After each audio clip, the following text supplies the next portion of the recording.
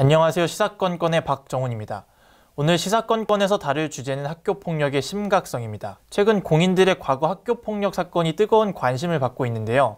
이 학교폭력의 심각성이 현대사회에서 재조명되고 있습니다. 오늘 시사건건과 함께 학교폭력의 심각성에 관해 이야기해보는 시간을 가져보도록 하겠습니다.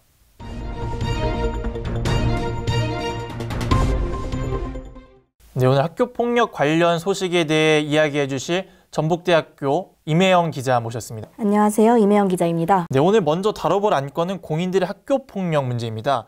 최근 배우 조병규 그리고 아이돌 그룹 스트레이키즈의 현진과 아이들의 수진 등 공인들의 학교폭력 사건에 대한 제보가 끊임없이 이어지고 있는데요. 아직 의혹을 부인하고 있는 사람들이 많다고 하는데 혹시 확실하게 사실 여부가 파악된 인물도 있을까요? 네, 배구 선수 이재영, 이다영 쌍둥이 자매가 대표적이라고 할 수 있습니다.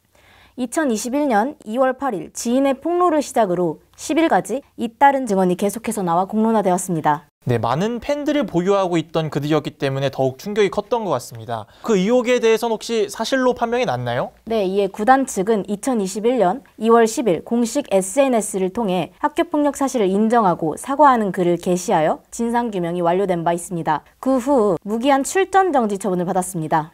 네, 현재 그 둘에게 내려진 무기한 출정 정지라는 처분이 솜방망이 처벌이라는 질타를 받고 있는데요. 여론이 잠잠해진다면 언제든 다시 돌아올 수 있는 여지를 남겨둔 것이라는 반응이 다수인데요. 현재 그들의 근황이 어떻게 되나요? 우려하신 바와 같이 SNS 사과문도 내리고 되려 피해자들을 맞고소하는 등 적반하장의 태도를 보이고 있습니다. 또한 흥국생명 측에선 선수 등록 마감일에 맞춰 이재영과 이다영을 선수로 등록할 것이라고 언급하는 등 복귀설이 돌며 다시금 배구계로 돌아오려는 움직임을 보였습니다. 네, 최근 확인된 사실에 의하면 복귀 반대 여론이 거세져 복귀가 무산되었다고 합니다. 이들은 현재 무기한 출장 정지 상태로 자유계약 신분이 된 그들의 행보가 궁금해집니다. 학교폭력 사실이 인정된 또 다른 공인이 있을까요? 네, 배우 지수 또한 학교폭력 가해에 대한 제보가 올라오며 세간의 이목을 끌었습니다. 2021년 3월 2일 폭로글이 게시되었으나 처음엔 그 사실을 부인하며 허위 사실이라고 거듭 입장을 밝혔습니다.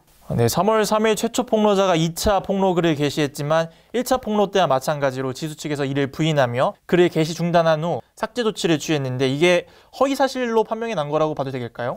아닙니다.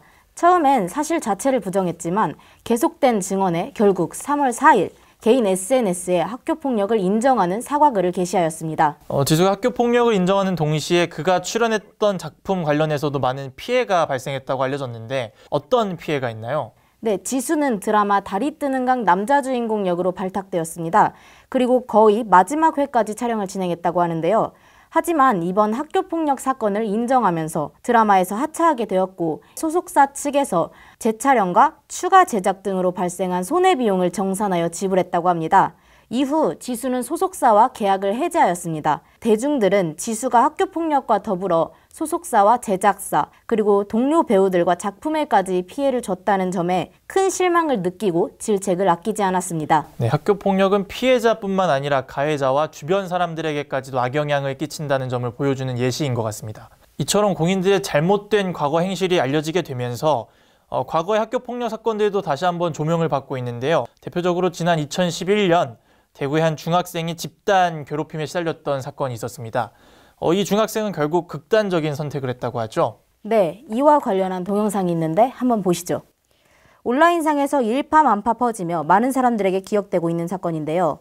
2011년 12월 20일 대구의 모 중학교에서 같은 반 학우 다수에게 집단 괴롭힘을 당하던 학생이 자살을 결심하고 옥상으로 올라가는 엘리베이터에서 찍힌 CCTV 영상입니다. 쪼그려 앉아 눈물을 훔치는 모습이 많은 이들의 눈시울을 붉혔습니다. 네, 당시에도 가해 내용이 충격적이어서 많은 화제가 되었었는데 어떤 피해 내용이 있을까요? 폭행을 하는 것은 기본이었고 물고문을 하는가 하면 전선을 목에 감아 끌고 다니거나 바닥에 떨어진 음식을 먹게 하는 등 심각한 수준의 괴롭힘을 지속하였습니다. 피해 내용을 듣고 보니까 중징계를 피할 수 없었을 것 같은데 사실 징계 수위가 그렇게 높진 않았죠? 가해자들은 당시 어떤 처벌을 받았고 현재 어떤 삶을 살아가고 있는지 말씀해 주실 수 있을까요? 네, 가해자 중 몇 명은 구속되었지만 장난이었다며 반성의 기미도 보이지 않았습니다. 3, 4년형의 징역형을 선고받은 가해자들도 있었지만 대부분은 기각되거나 집행유예를 선고받아 아무렇지 않게 사회를 살아가고 있습니다.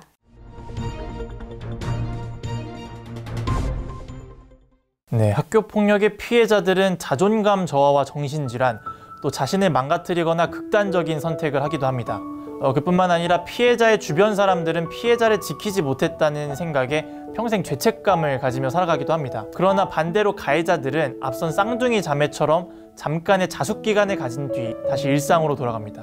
또는 대구의 중학생 집단 괴롭힘의 가해자들처럼 순간의 장난이고 실수인 것처럼 여겨 아예 가해 사실을 잊고 살아가기도 합니다.